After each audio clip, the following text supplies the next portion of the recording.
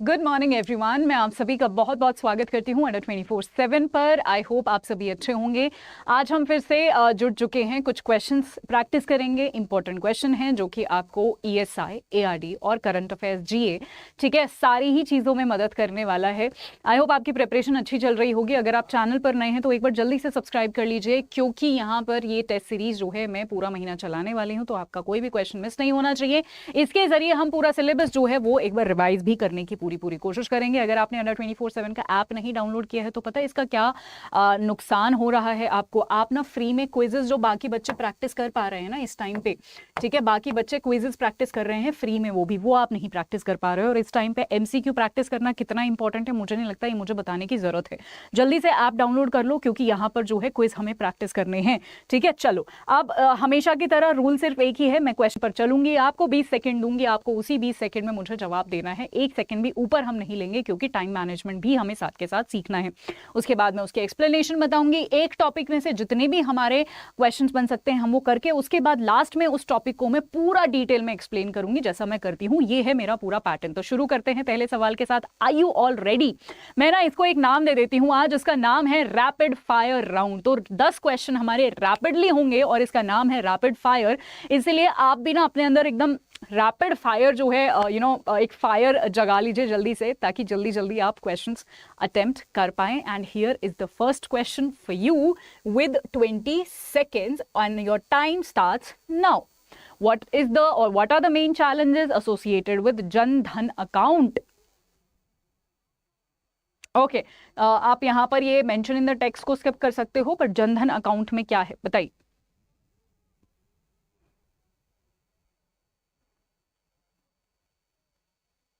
बिल्कुल। अच्छा, समय खत्म हो गया है, आंसर मुझे आया है बहुत सारे बच्चों का। ये तो घूमता रहेगा, ठीक है, इस पर ध्यान मत दीजिए, सिर्फ पहली 20 सेकंड पर ध्यान देना है। एक्सेसिव वेल्थ एक्यूमुलेशन हो जाता है, इसकी वजह से जीरो बैलेंस की दिक्कत है, डुप्लीकेशन हो रहे हैं अकाउंट्स के, डोरमेंसी हो रहा है, वो सब प्रॉब्लम है। हाई इंटरेस्ट का एक प्रॉब्लम है, lack of access to health care services.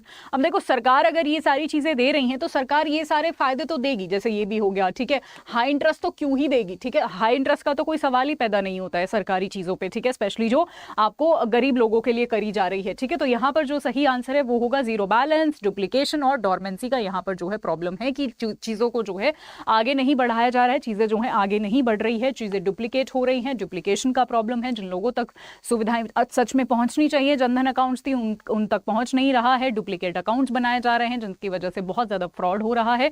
तो ये जो है कुछ यहां पर चैलेंजेस हैं, राइट। आगे बढ़ते हैं। जनधन अकाउंट के बारे में मैं आपको पढ़ाऊंगी, सारा डिटेल में हम जनधन अकाउंट के बारे में समझेंगे, बट पहले कुछ क्वेश्चंस कर लेते हैं। लास्ट में हम डिटेल में जनधन अकाउंट क्या है, कब से शुरू हुआ था, कौन कौन लोग एलिजिबल हैं, ये सारी चीजें भी जानेंगे। और अभी इसी के साथ आपका दूसरा क्वेश्चन और समय भी हो जाता है शुरू। फाइनेंशियल लिटरेसी प्रोग्राम जो हमारा जनधन योजना है उसका प्राइमरी फोकस बता दीजिएगा। अच्छा, ये एटीएम क्रेडिट रेडीनेस लिखा हुआ है, ठीक है, ATM credit readiness, in case you are unable to read it.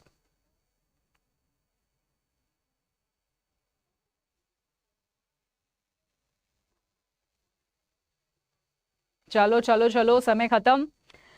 Crypto currency को प्रमोट करता है ये, कितना ही बेसिक, ये तो इसको हटा दो, एलिमिनेट करो, एलिमिनेशन कर दो, ठीक है। प्रमोटिंग फॉरेन ट्रेड, बिल्कुल गलत। Vocational training, educating people on saving करने के लिए, इंश्योरेंस, पेंशन के लिए, चलो ठीक है, ठीक लग रहा है। Encouraging people to open multiple bank account की कब बात हुई है? तो यहाँ पर अगर आपको आंसर नहीं भी आता है तो आप एलिमिनेट कर सकते हैं, एलिमिनेट कर सही आंसर पर पहुंच सकते हैं, और एलिमिनेट करके भी आप यहाँ पर जो है सी पर ही पहुंचेंगे, विच इज इससे जो है सेविंग्स के लिए प्रमोट किया जाता है, ठीक है। क्रेडिट रेडीनेस और इंश्योरेंस, पेंशन, ये सारे जो है इसके कुछ प्राइमरी फोकसेस हैं, जिससे जो है प्राइमरी प्रधानमंत्री जनधन योजना जो है यहाँ पर जिस चीज पर फोकस करती है, ताकि लोगों को बताया जाए कि जी आप सेविंग कर सकते हो, एटीएम आपको यूज करना चाहिए, कहीं ना कहीं फाइनेंशियल इंक्लूजन की तरफ, यानी बैंकिंग की जो सुविधाएं हैं, बैंकिंग का जो एक एरिया है, एक सर्कल है, उसमें हमें सभी लोगों को एंट्री दिलवानी है और बैंकिंग की सुविधा हर एक आखिरी व्यक्ति तक पहुंचानी है।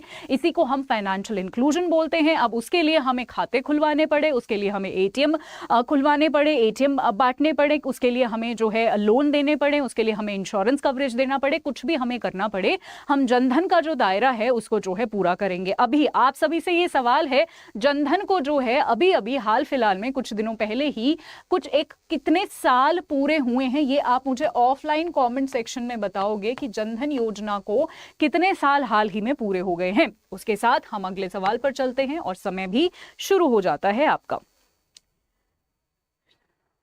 डीबीटी जो डायरेक्टली पैसा भेज दिया जाता है, उसका फायदा बताइए।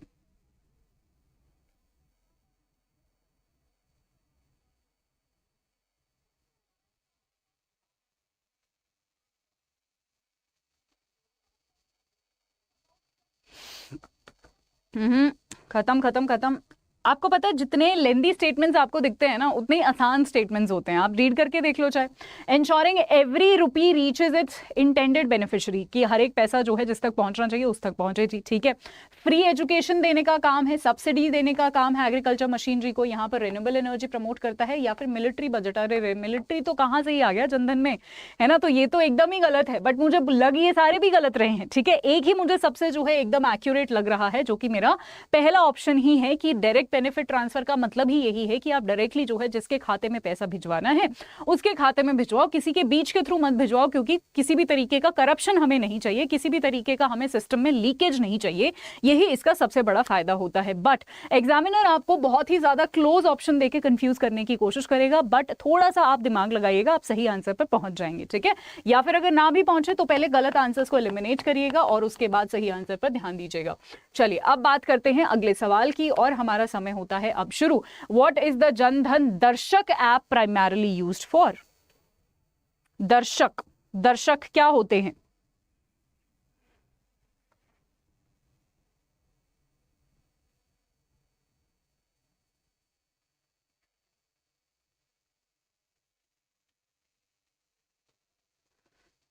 Okay and your time is up, समय हमारा खत्म होता है। चलिए देख लेते हैं व्हाट इज जनधन दर्शक ऐप।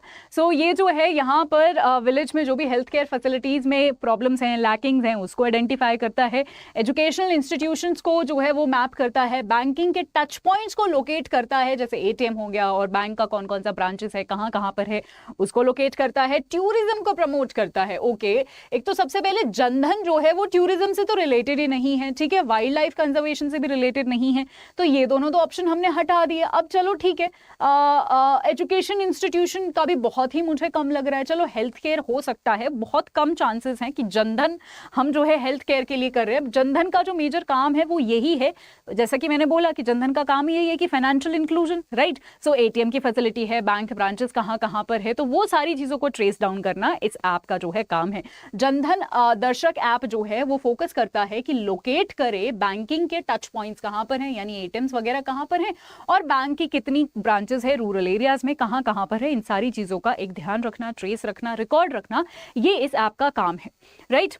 सो ये जो है यहाँ पर इसका बेसिक काम है, हम ये याद रखेंगे, ठीक है। So that is all you have to remember, ठीक है। और अगेन जैसा कि मैंने बोला, आप जो है जनधन के नाम से ही बाकी के ऑप्शंस जो हैं वो एलिमिनेट कर सकते हैं। जैसे फॉर एग्जांपल एजुकेशनल इंस्टीट्यूशन हमने एलिमिनेट कर दिया, क्योंकि जी एजुकेशन से तो मैंने कभी सुना नहीं है, जनधन तो मैंने यही सुना है कि बैंकिंग की सर्विसेज देता है ना, बैंकिंग को कहीं ना कहीं फाइनेंशियल इंक्लूसिविटी जो है जिसको हम बोलते हैं वो लाना चाहता है, तो मैंने तो कभी एजुकेशन का नाम नहीं सुना, मैंने कभी हेल्थ केयर का भी नाम नहीं सुना, टूरिज्म का भी नहीं सुना, वाइल्ड लाइफ तो दूर दूर की बात है।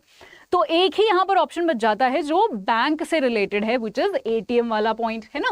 चलो समझ आया। तो इस तरीके से जब अगर क्वेश्चन हमें नहीं भी आ रहा होता है तब भी हम यहां पर सॉल्व कर लेते हैं।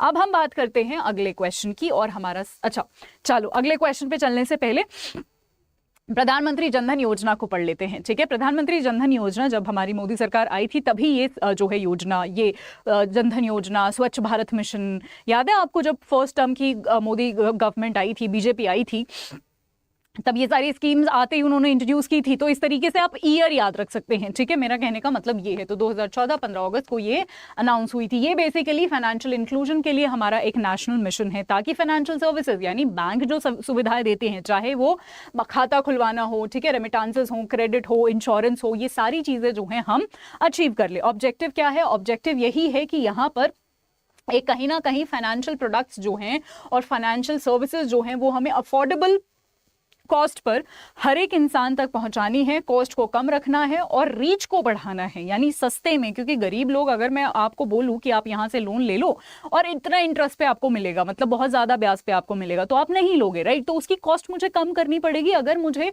अपनी सर्विसेज लोगों तक पहुंचानी है। तो कहीं ना कहीं कॉस्ट को करना है कम और रीच को बढ़ाना है हमें, ठीक है। चलिए आगे देखते हैं। आगे है मैं यहाँ पर कुछ सेलिएंट फीचर्स। तो जितने भी हाउस होल्ड्स हैं हमारी कंट्री में, चाहे कोई गाँव में रहता है चाहे कोई शहरों में रहता है, वो सब जो है स्कीम के अंडर कवर्ड हैं, ठीक है। बैंक अकाउंट जो है यहाँ पर 15 करोड़ के आसपास लोगों के खोले गए हैं। जितने भी बैंक अकाउंट है जो स्कीम में खोले गए हैं, ठीक है, उनके पास एक ओवरड्राफ्ट फैसिलिटी भी है। अच्छा, आपको मुझे बताना है कि क्या ये ओवरड्राफ्ट फैसिलिटी जो है हमारी बढ़ चुकी है, क्योंकि रिसेंटली एक अपडेट आया था। तो ये 5000 से कितनी बड़ी है ये आप मुझे बताएंगे, ठीक है। ये आपके लिए क्वेश्चन मैंने जानबूझ के डाला है। इसके साथ साथ यहाँ पर रूपे डेबिट कार्ड भी इशू होता है, ठीक है, with inbuilt 2 lakh personal accident insurance cover जो है जिसमें प्रोवाइड करवाया जाता है। उसके साथ साथ यहाँ पर ये 2 लाख को जो है यहाँ पर इंक्रीज्ड कवरेज ऑफ 2 लाख जो है ओके, ये थोड़ा सा यहाँ पर जो है डेटा आपको याद नहीं रखना है, बट ये ओवरऑल आप जो है थोड़ा सा याद रख लेंगे इसके बारे में, ओके। चलिए नेक्स्ट क्वेश्चन पे 2 सेकंड का समय लेते हैं, नेक्स्ट क्वेश्चन पे पढ़ने के बाद। तो अगर मैं एक शब्द में जनधन योजना को समराइज करना चाहूं तो कैसे समराइज करूंगी? मैं समराइज करूंगी इसको फाइनेंशियल इंक्लूजन लिख के, यानी 2 शब्द मैं यहां पर लिखूंगी और मेरी जनधन योजना मुझे पूरा समझ आ जाएगी। Financial inclusion, right. I hope आपको भी समझ आ जाएगी। और नोट्स हम इसी तरह बनाते हैं, जब हमें पूरे एक पेज को 2 लाइन में समेटना होता है तो हम इस तरीके से जो है पूरे टॉपिक को समझते हैं और उसको फिर जो है एकदम अपनी लैंग्वेज में कन्वर्ट कर लेते हैं, राइट। चलिए अगले क्वेश्चन पर बढ़े। अगला क्वेश्चन हमारे अगले टॉपिक से है, विच इज लूपेक्स। चलिए अब थोड़ा सा साइंस पर आ जाते हैं। चंद्रयान और आदित्य L1 की जो भी हमारे क्वेश्चन है वो प्रैक्टिस करते हैं, क्योंकि वो भी हमारे आएंगे डेफिनेटली।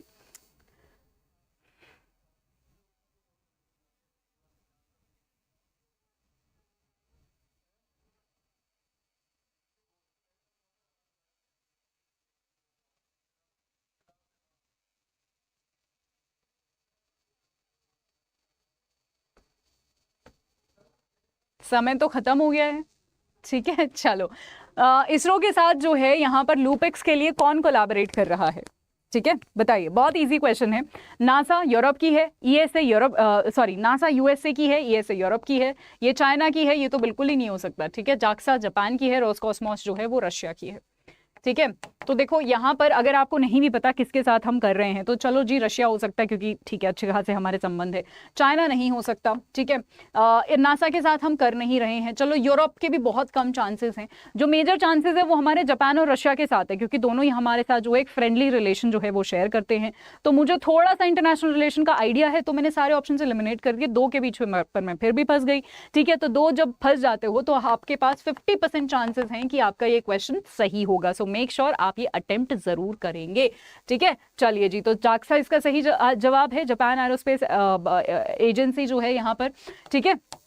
उसने जो है यहाँ पर हमारे साथ मिलकर जो है for the lunar exploration mission LUPEX, यहाँ पर जो है ISRO collaborated with JAXA. ISRO ने जाक्सा के साथ जो है वो कोलैबोरेट किया है चंद्रयान 3 के बाद, राइट, लूपेक्स के लिए, ठीक है। चलो लूपेक्स मिशन तो हम याद रखेंगे किस चीज के लिए है। नेक्स्ट क्वेश्चन, समय होता है अब शुरू। What is the expected mission life of the Chandrayaan 3 rover after landing on the moon? Very easy question, बहुत आसान सवाल है।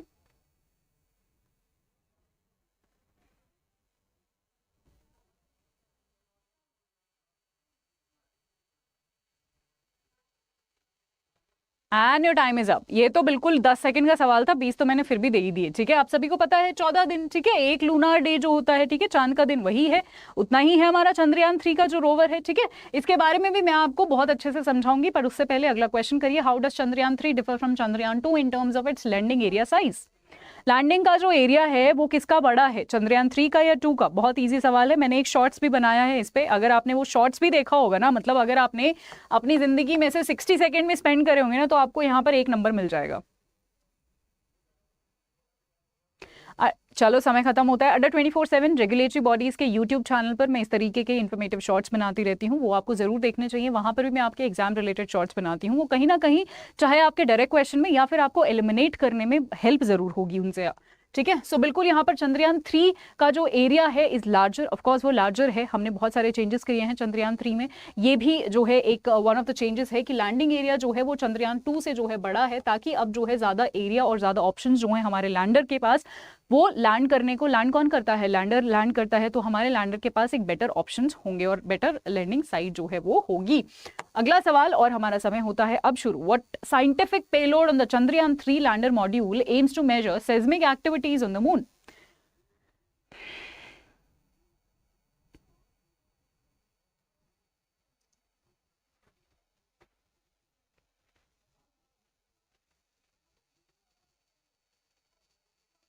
चलिए चलिए चलिए, समय खत्म होता है। सो यहाँ पर पहला है शेप, दूसरा है रामपा, नेक्स्ट है एपीएक्सएस, फिर है इल्सा और लिप्स। ठीक है, इन सारे पेलोड्स के बारे में मैं आपको लास्ट में जरूर बताने वाली हूँ। बट यहाँ पर जो सेस्मिक एक्टिविटी है वो इल्सा, यानी जिस तरीके से धरती पे अर्थक्वेक्स आते हैं वैसे ही मून पे भी मूनक्वेक्स आते हैं। ठीक है, सो वही मेजर करने के लिए इल्सा को जो है हमने एज अ पेलोड भेजा है। ठीक है, ये सारे पेलोड्स के बारे में मैं आपको अभी बताती हूँ, पूरा वो आपको एक पीडीएफ खोल के पढ़ाऊंगी सारे पेलोड्स के बारे में, जिसके बारे में जानकारी होगी। उससे पहले कुछ क्वेश्चंस हम सॉल्व कर लेंगे। ठीक है, चलो अब चंद्रयान 3 आप सभी को पता है, हमने साउथ पोल पर लैंड करके पहला हमारा देश बन गया है जिसने सॉफ्ट लैंडिंग करी है साउथ पोल पर। ठीक है, साउथ पोल पर जाना बहुत उसके टेम्परेचर वगैरह की वजह से बहुत मुश्किल था, बट हमने वो कर दिखाया है।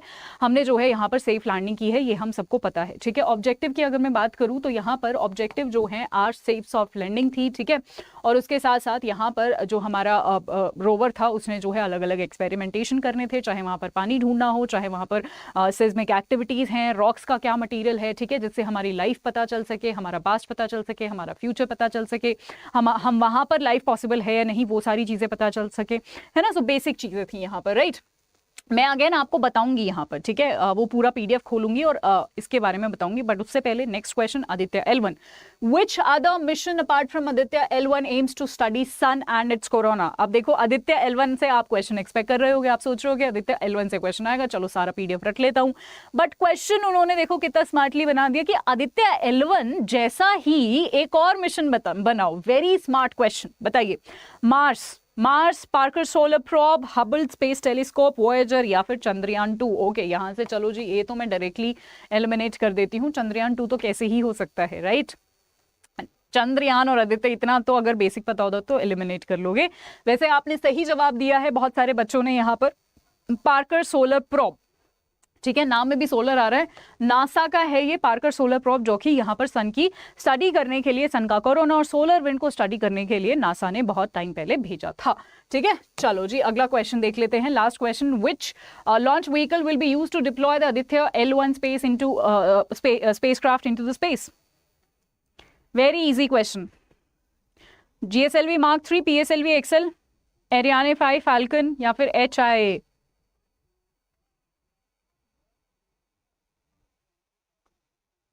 ओके, समय हमारा खत्म होता है। आंसर है हमारा, आप सभी को पता है, PSLV XL। ठीक है, PSLV से हमने जो है इसको लॉन्च किया है। अब मैं आपको वो पीडीएफ दिखाना चाहती हूँ जिससे मैं आपको जो है आदित्य L1 के बारे में कुछ चीजें, सॉरी चंद्रयान के बारे में जो है कुछ चीजें बताने वाली हूँ। ठीक है, सो पे अटेंशन हियर। सारे पेलोड्स के बारे में हम समझ लेंगे। यहाँ पर पेलोड्स बहुत इंपॉर्टेंट है, डायरेक्टली हमारे क्वेश्चन आएंगे पेलोड से। ठीक है, सो ये जो मेरे आपको मेरे टेलीग्राम पर मिल जाएगी पीडीएफ। ठीक है, आप वहां से भी देख सकते हैं। बाकी यहाँ पर हम देखते हैं सारे पेलोड्स। देखिए, लैंडर में जो है हमने 3 पेलोड्स भेजे थे, आप सभी को पता है। हर एक का हमने अलग अलग पेलोड, मतलब हर एक डिजाइन का या फिर हर एक जैसे लैंडर में अलग हमारे पेलोड्स थे, रोवर में हमारे अलग पेलोड्स थे, प्रोपल्शन मॉड्यूल में अलग पेलोड्स थे, सबका अलग अलग काम था। ठीक है, क्वेश्चन डायरेक्टली यही आएगा, बताओ लैंडर में कितने पेलोड्स थे। तो जी 3 पेलोड्स थे। ठीक है, अगर मैं बात करूं 3 पेलोड्स थे। अगर मैं बात करूं रोवर में कितने पेलोड्स थे, 2 पेलोड्स थे। अगर मैं बात करूं प्रोपल्शन मॉड्यूल में कितना था, 1 पेलोड था। तो ये तो एक क्वेश्चन ये हो गया। अब दूसरा क्वेश्चन है लैंडर में कौन कौन से पेलोड थे। सबसे पहला है रामपा LP। ठीक है, जो बेसिकली यहाँ पर जितने भी आयंस या फिर इलेक्ट्रॉन्स प्रेजेंट है वो सारा जो है उनकी डेंसिटी वगैरह मेजर करेगा। नेक्स्ट है चेस्ट, यानी चंद्रा सर्फेस थर्मोफिजिकल एक्सपेरिमेंट, यानी थर्मो से पता चल रहा है कि वहां का टेम्परेचर क्या है, वो ये मेजर करेगा। ठीक है, उसके बाद था इल्सा, यानी लूनार सिस्मिक एक्टिविटीज, जिसका क्वेश्चन भी अभी मैंने बनाया है कि सीस्मिक एक्टिविटी क्या है, अर्थक्वेक जैसी एक्टिविटीज हो रही है नहीं हो रही है वहां पर, उसको मेजर करेगा। ठीक है, अब हम रोवर पर आते हैं। रोवर में दो पेलोड्स हमने लगा के भेजे थे। पहला है APXS यानी अल्फा पार्टिकल एक्सरे स्पेक्ट्रोमीटर, जो कि वहां की जो भी रॉक्स वगैरह हैं उनका केमिकल कॉम्पोजिशन जो है स्टडी करेगा। नेक्स्ट है लिब्स यानी लेजर इंड्यूस्ड ब्रेकडाउन स्पेक्ट्रोमीटर, ये डिटरमाइन करेगा जो भी एलिमेंटल कॉम्पोजिशन है, जैसे अभी फिलहाल पता चला कि सल्फर वहां पर प्रेजेंट है, तो मैग्नीशियम प्रेजेंट है, एल्यूमिनियम प्रेजेंट है, टाइटेनियम प्रेजेंट है या फिर नहीं है, ये सारा फाइंड आउट जो है कौन करेगा, हमारा लिब्स करेगा। नेक्स्ट है प्रोपल्शन मॉड्यूल में एक पेलोड हमने लगाया है, नाम है उसका shape, spectropolarimetry of habitable planet earth. तो ये जो है स्टडी करेगा spectropolarimetry signatures of the habitable planet earth in the NIR यानी नियर इंफ्रारेड वेवलेंथ में जो है ये यहां पर स्टडी करने वाला है।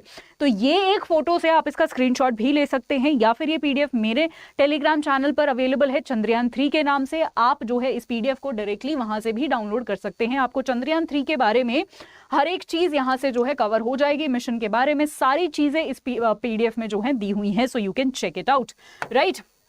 चलिए अब वापस आते हैं। सो जैसा कि मैंने बोला,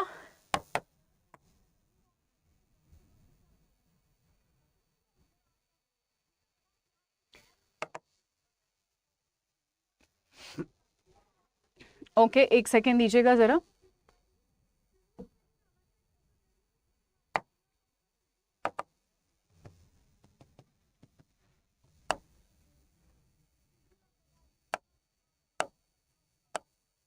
ओके आई थिंक यहाँ से कुछ प्रॉब्लम हो रही है, बट कोई बात नहीं, मैं जो बताना चाहती हूँ मैं आपको यहाँ से बता देती हूँ, नॉट एन इशू। तो आपको करना क्या है, देखिए हमारे पास 2-3 ऑप्शंस हैं। जितने भी नाबार्ड वाले स्टूडेंट्स प्रिपेयर कर रहे हो ना, RBI असिस्टेंट का एक फॉर्म निकला है कल ही, ठीक है। उसमें ना आपका रीजनिंग जो आप ऑलरेडी प्रिपेयर कर रहे हो, मैथ्स जो आप ऑलरेडी प्रिपेयर कर रहे हो, और आपका इंग्लिश, ये 3 सब्जेक्ट्स प्रीलिम्स में आते हैं। आपका कब पेपर है, 16 तारीख को पेपर है, 16 अक्टूबर को पेपर है। ये RBI असिस्टेंट का पेपर पता है कब है, 21 और 23 अक्टूबर को पेपर है। यानी इसी महीने में आप 2 एग्जाम टारगेट कर सकते हो एक प्रिपरेशन के साथ। बहुत ही अमेजिंग अपॉर्चुनिटी है आपके पास। बैंक महापैक प्लस में RBI असिस्टेंट जो है वो अवेलेबल है, उसका कोर्स अवेलेबल है। अगर आपको हेल्प चाहिए आप उसमें एनरोल कर सकते हैं, ठीक है। उसके अलावा अगर आपने अब तक नाबार्ड में एनरोल नहीं किया है तो डू एनरोल इट। नाबार्ड के हमारे जो बैचेस हैं, अड्डा 24/7 का ऐप डाउनलोड करो, रेगुलेटरी बॉडीज पर जाओ और नाबार्ड के सेक्शन पर जाओगे तो आपको सारे बैचेस वहां पर दिख जाएंगे, टेस्ट सीरीज भी आपको दिख जाएगी, ठीक है। किसी भी चीज में आपको एनरोल करना है Y674 जब आप कोड यूज करोगे तो आपको मैक्सिमम डिस्काउंट मिल जाएगा। अगर टेस्ट सीरीज में करना है तो Y674 के बाद एक छोटा सा S